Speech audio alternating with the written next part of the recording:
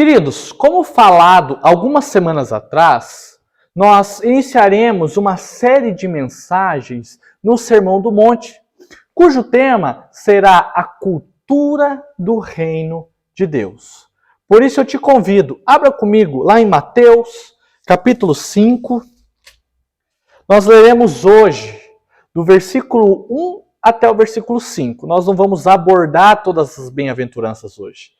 Será bem-aventuranças parte 1, parte 2 e parte 3. Hoje faremos a parte 1, que vai do versículo 1 até o versículo 5. Então abra comigo lá, Mateus, capítulo 5. Vamos ler a partir do versículo 1 até o versículo 5. Assim diz então a palavra do nosso Senhor. Ao ver as multidões, Jesus subiu ao monte. Ele se assentou e os seus discípulos se aproximaram dele. Então ele passou a ensiná-los. Jesus disse: Bem-aventurados os pobres em espírito, porque deles é o reino dos céus.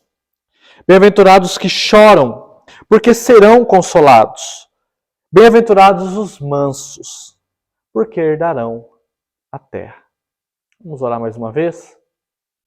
Deus Todo-Poderoso, fale conosco, Pai, através das bem-aventuranças.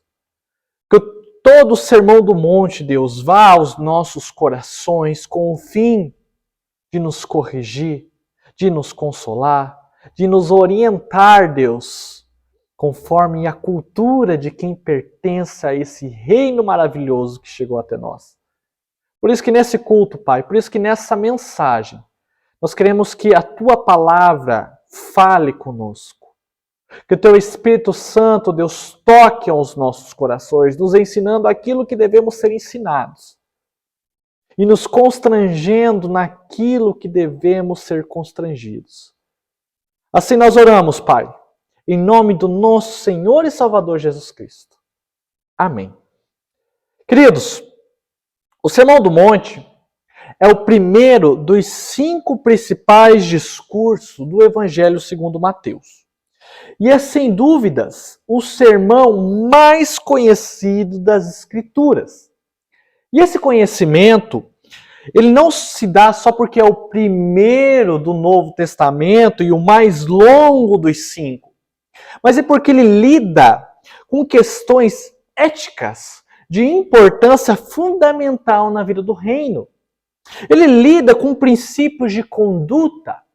Ele lida sobre o ser do reino de Deus. O ser que é aquele que é constantemente transformado por Cristo.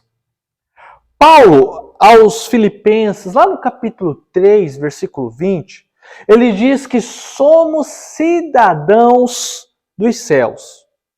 Ele fala que a nossa pátria não é aqui, mas de alguém que pertence lá. E é por isso, meus queridos, que eu pergunto como que é alguém que pertence a Deus? Como é alguém que pertence lá? Como é essa pessoa? Como é esse ser do reino de Deus? Por isso que o Sermão do Monte, ele é direcionado aos discípulos, embora toda a multidão estivesse ali ouvindo. Cristo ensina aos seus discípulos o que ele espera de quem está nele. E, queridos, o que é maravilhoso é que muito mais do que o ser do reino e fazer o que é do reino, o Sermão do Monte traz dádivas. O Sermão do Monte traz bênçãos espirituais que recaem para quem pertence a este reino. Cristo inicia o seu sermão falando sobre as bem-aventuranças, mostrando que esse reino que chega é para transformar perspectivas do mundo.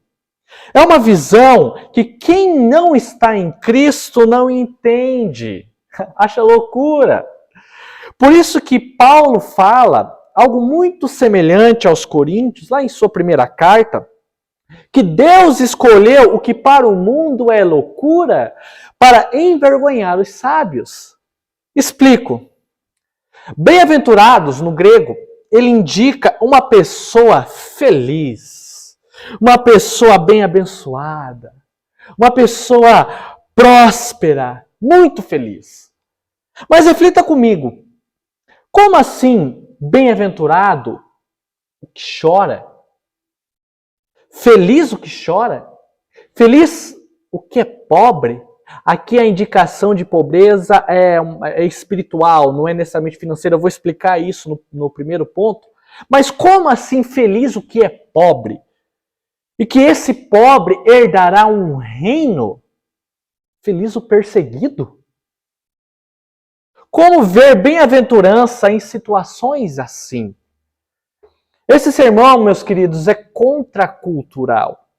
Nós percebemos grandes paradoxos, grandes antíteses, que é difícil entender até participarmos desse reino.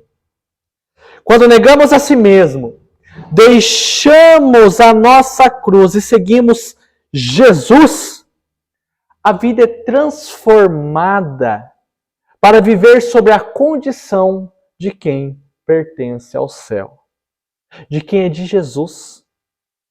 Por isso o Sermão do Monte nos confronta. E é bom confrontar mesmo para gerar mudança, para gerar conversão. Queridos, o padrão do reino é alto, sim. E o Evangelho nos ajuda a viver nesse padrão.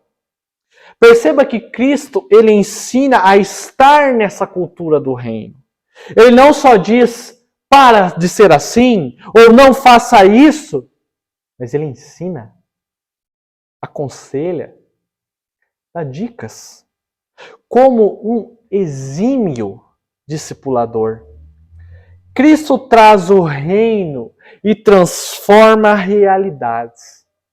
Ele ensina qualificações da vida cristã como um grande mestre. E isso foi perceptível para Mateus.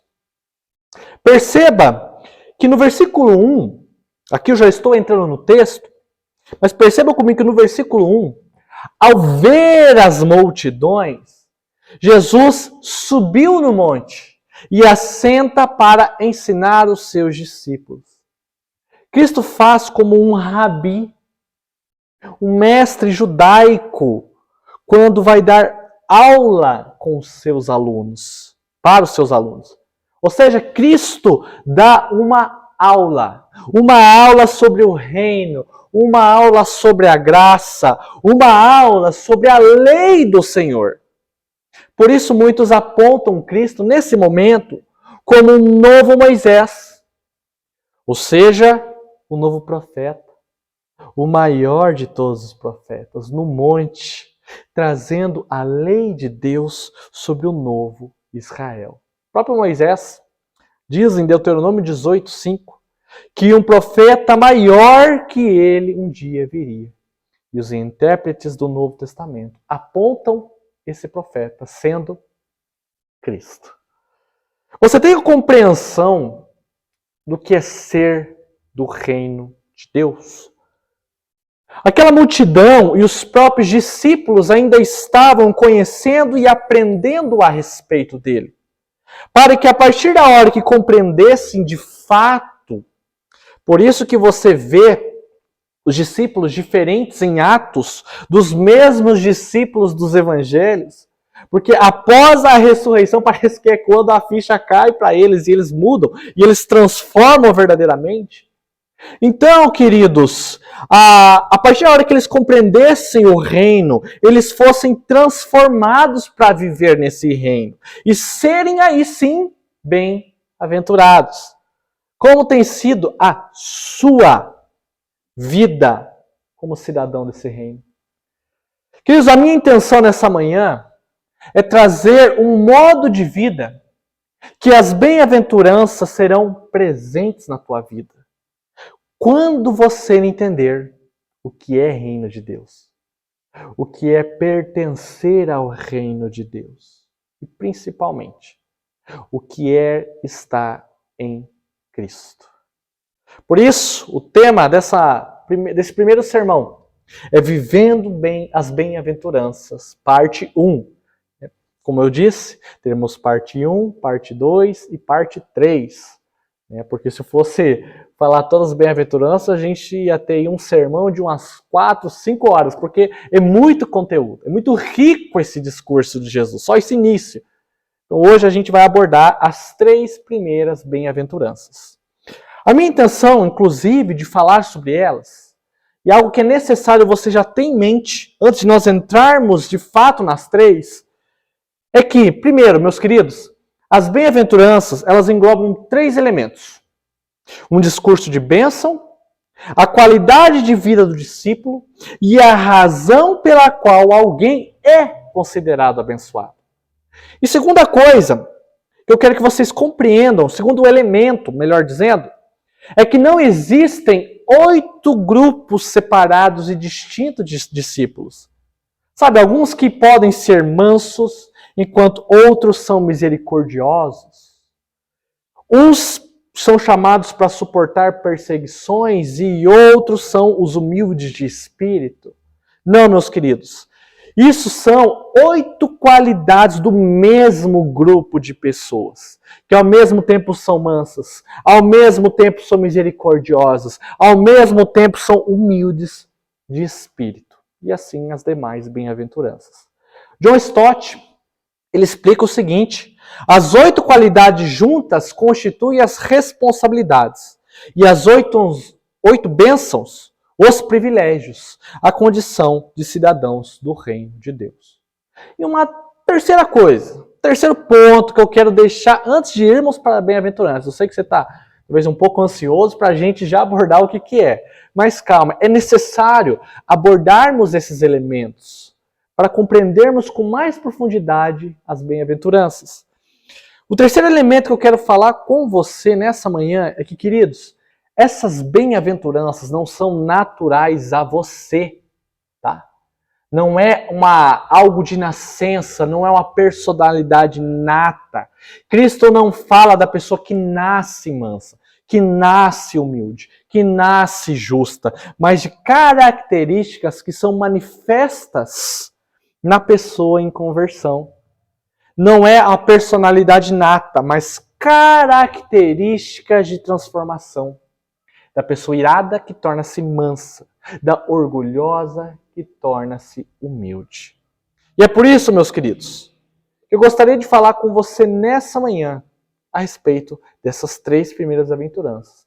Então, em primeiro lugar, a primeira, eu quero que você compreenda, é que ser humilde de espírito é compreender a sua dependência de Deus. Pega essa frase, decore isso. Ser humilde de espírito é compreender a sua dependência de Deus. Versículo 3. Bem-aventurados os pobres em espírito, porque deles é o reino dos céus. Queridos, é muito interessante essa palavra usada por Jesus. Eu não sou muito de ficar falando grego, palavras em grego no sermão, mas quando é interessante a gente fazer distinções, o uso delas fica mais rico a compreensão. Por que eu digo isso? Queridos, no grego, existem 2 palavras que indicam pobreza. Existe o grego chamado pitokos, que ele indica o mendigo, sabe, a miséria, aquela realmente a pessoa muito, muito, muito, muito pobre. E tem um outro grego, que é penes, que indica pobreza no sentido daquele que precisa trabalhar para ganhar o seu sustento. Sabe, talvez seja a maioria das pessoas aqui que precisa trabalhar para ter uma renda. A partir da hora que deixa de trabalhar, que a renda não entra, aí a gente entra num estado de pobreza. Então, aquele que precisa trabalhar, ele não é um miserável. Ele não chega a esse status de miséria, mas ele precisa estar trabalhando para ter a sua comida, o seu sustento. Queridos, o grego usado aqui por Cristo é o ptokos. É realmente aquela frase mais profunda, mais forte, que diz miséria.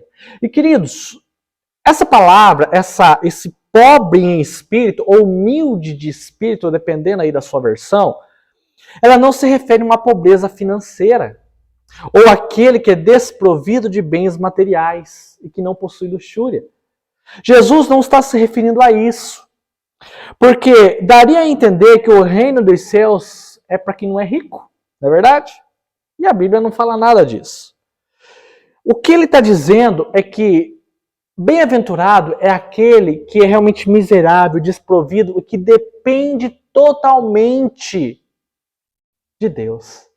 É aquele desprovido no sentido de uma miséria mais espiritual diante do Senhor, não financeira.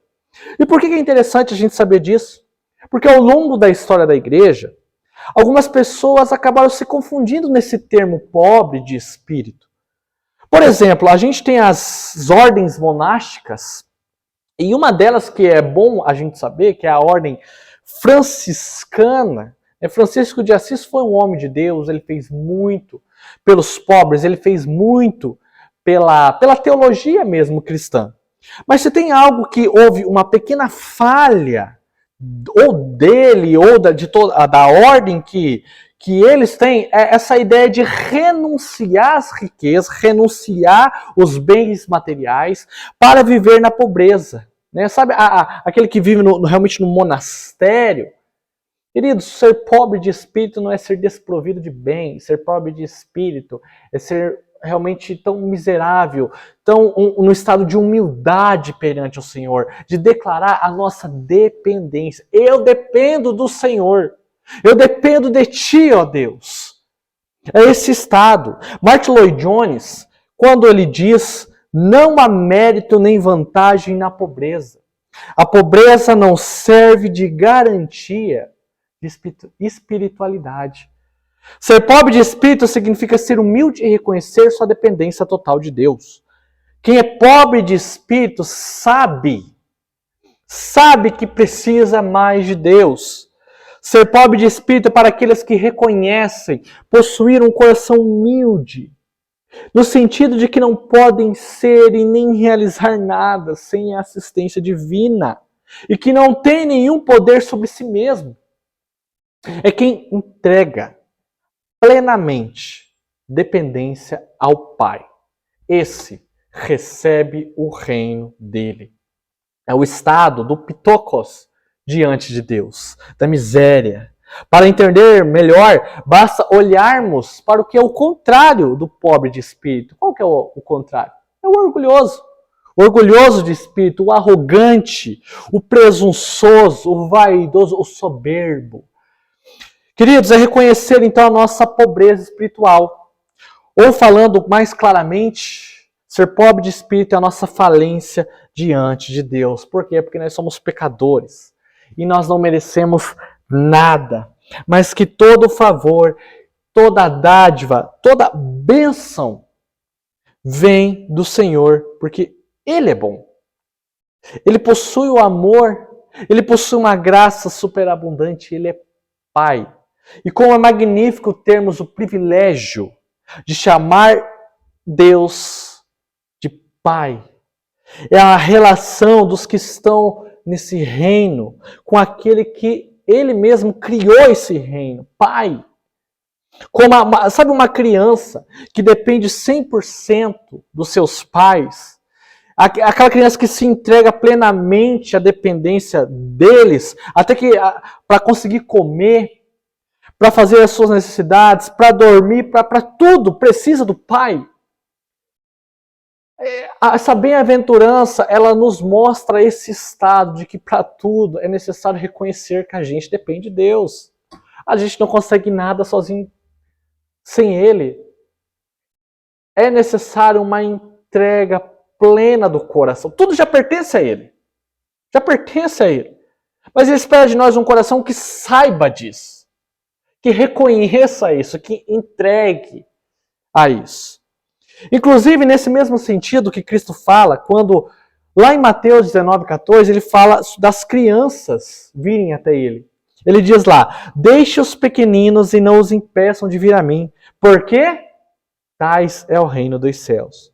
Jesus utiliza das crianças, é uma metáfora usada para dele, para falar que as pessoas com espírito humilde, espírito pequeno, é necessário para a entrada no reino dos céus. Calvino escreveu, ao comentar essa bem-aventurança, que só aquele que em si mesmo foi reduzido a nada e repousa na misericórdia de Deus, esse é o pobre de espírito. Que não sejamos, meus irmãos, igual, sabe quem? Ao fariseu. Sabe aquela parábola do fariseu e o publicano? O fariseu em pé dizia, ó Deus, graças te dou, porque não sou como os demais homens, roubadores, injustos, adúlteros, nem ainda como esse publicano. Ele ainda fala, jejuo 2 vezes por semana e dou o dízimo de tudo que ganho. Mas, queridos, Jesus reprova essa atitude. Ele diz para que nós sejamos humildes em espírito, para dizer como publicano ao lado desse fariseu, que não ousava nem levantar os olhos para o céu, mas batia no peito e dizia, ó Deus, tem pena de mim porque eu sou pecador. Que possamos dizer, ó Deus, eu dependo do Senhor. Ó Deus, é só a sua misericórdia e a sua compaixão para mudar a minha vida. Talvez o que você esteja precisando para mudar a sua vida seja uma humildade de espírito, uma pobreza, miséria. É desapegar da sua arrogância, orgulho, é te moer no bom sentido, para que você desfrute da bem-aventurança. É confiar plenamente em Deus dentro das catástrofes, tribulações que você se encontra nesse momento. Depender do agir do Senhor sobre o seu casamento. Depender do agir do Senhor sobre a sua família, o seu trabalho, os seus traumas, as suas dores e principalmente os seus pecados, que ainda tem estado na sua vida e você não deixou. Cristo inicia o sermão mais conhecido do mundo, dizendo, seja humilde perante o Senhor. Você que não é nada. Deus é que está com você. O que você conseguir é porque Deus quer. O que está acontecendo é porque Deus está no controle. Entregue a sua dependência ao nosso Deus. A segunda bem-aventurança, versículo 4. Bem-aventurados os que choram, porque serão consolados. Aqui nesse segundo ponto eu quero indicar para você que o verdadeiro choro do arrependimento é o que traz consolo e mudança. O verdadeiro choro do arrependimento é o que traz o verdadeiro consolo e mudança. Novamente, como assim felizes os infelizes? Felizes os que estão chorando. Que alegria é essa? O que destacamos nessa bem-aventurança é que a palavra grega que significa chorar, muito interessante isso, é o termo mais forte que pode encontrar-se nesse idioma para denotar dor ou sofrimento. Ele significa lamentar e prantear pelo morto. Sabe quando uma pessoa muito querida por você acaba morrendo? E você está lá chorando, aos prantos ao lado do caixão. A palavra grega, ela indica esse tipo de choro, esse tipo de lamento, nesse sentido, que é afligir-se com uma profunda tristeza que toma conta do seu ser. O que Cristo queria falar sobre esse choro? Qual é exatamente o choro que ele trata? Porque Jesus está falando de um determinado tipo de choro, e esse choro haverá o consolo, e essa foi a maior missão até do meu sermão, descobrir qual é esse choro que Jesus está falando. Eu até brinco que eu quase chorei tentando saber o que ele significava, né? Mas, queridos, muitos tipos de choro são existentes em nosso meio. Contudo, a referência de Cristo está alinhado com o que encontramos na primeira bem-aventurança, a relação de Deus com o homem. E procurando interpretar o que Cristo quer dizer nesse versículo 2, Vemos que esse sofrimento, ele refere-se, sabe, o sofrimento do pecado. O sofrimento que o pecado pode produzir em nossos corações. É o choro de angústia de errar contra Deus. E aquele arrependimento que te faz perguntar para a sua consciência: por que eu fiz isso? Por que ainda sou assim? Por que não consigo me livrar disso? O choro que é consolado é o choro do pecado, da maldade que praticamos, que é consolado pela graça manifesta na cruz de Jesus Cristo. Queridos, diariamente nós damos razão para Deus para nos destruir. No ponto anterior eu falei desse amor divino, dessa dependência dele.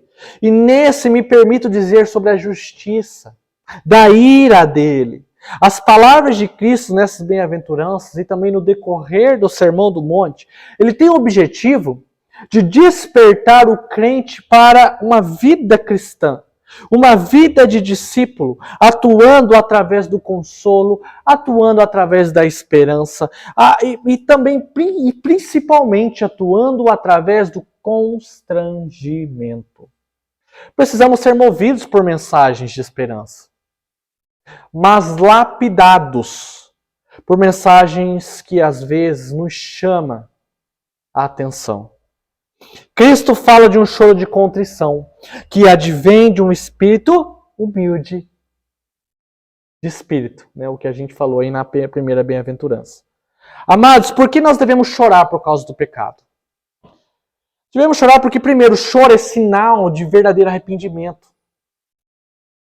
Segundo, o choro é sinal do seu amor para com Deus.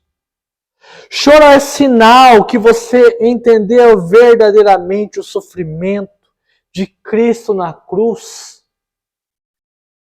Todas as vezes, ou melhor, né, foi ali na primeira, segunda vez que eu assisti aquele filme A Paixão de Cristo, ao ver aquelas cenas tão pesadas, e aquilo ainda estava um pouco longe da realidade, porque foi muito pior que aquilo, mas ao ver aquelas cenas tão fortes, né, de Jesus apanhando, sendo torturado, aquilo me constrange. Toda vez que eu assisto, me constrange, mas as primeiras vezes eu cheguei a chorar, de ver aquilo acontecendo.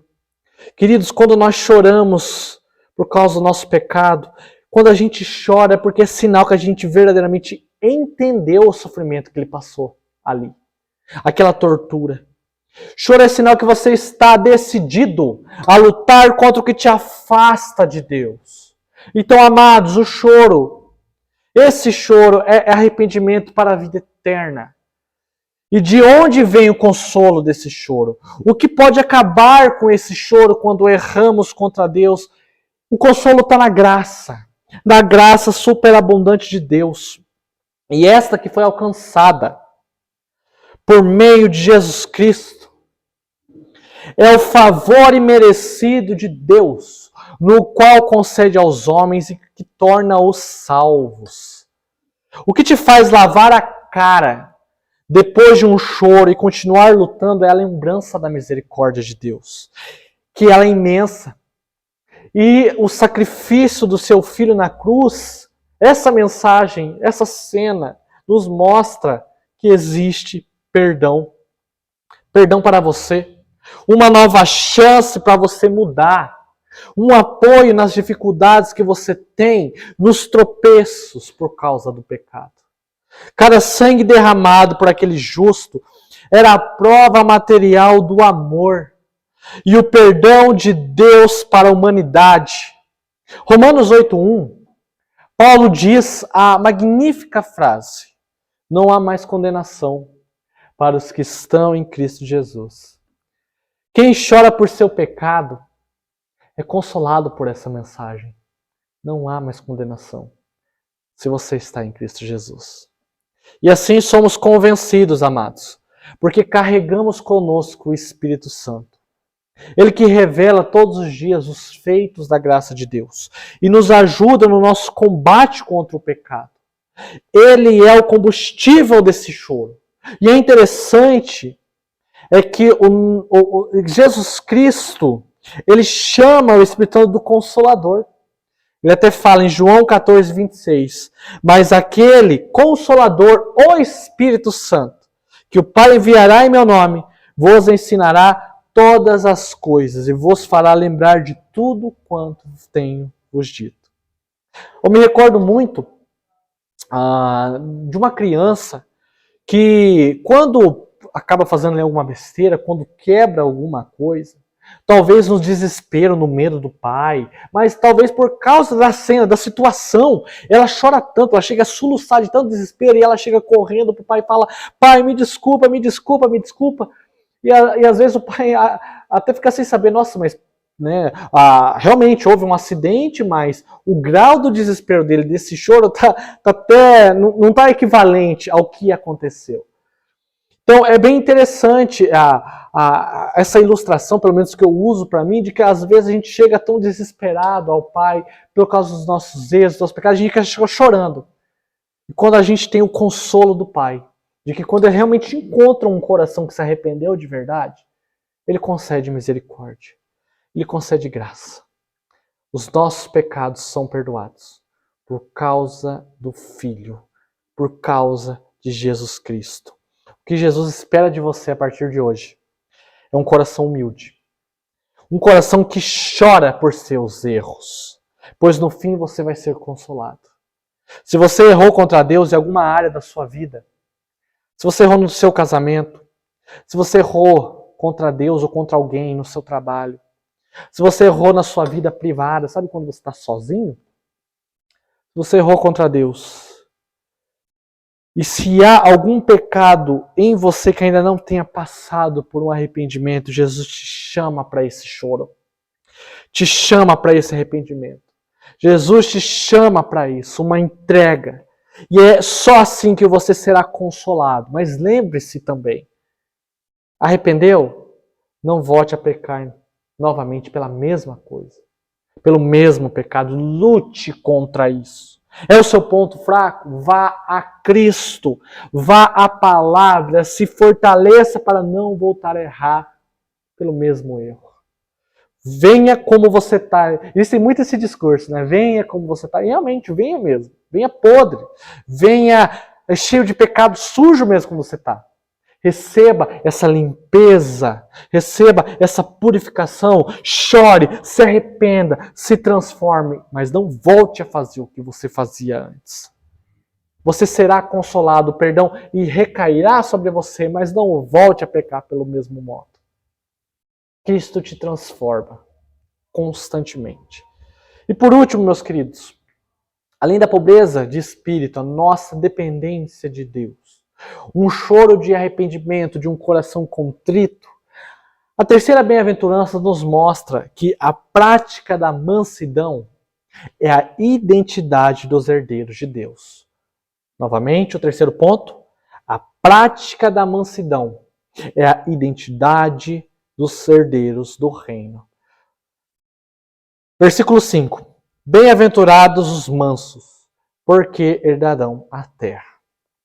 Antes de abordar essa última bem-aventurança de hoje, eu quero relembrar os irmãos, novamente, que as bem-aventuranças não são naturais de você, não são naturais a você.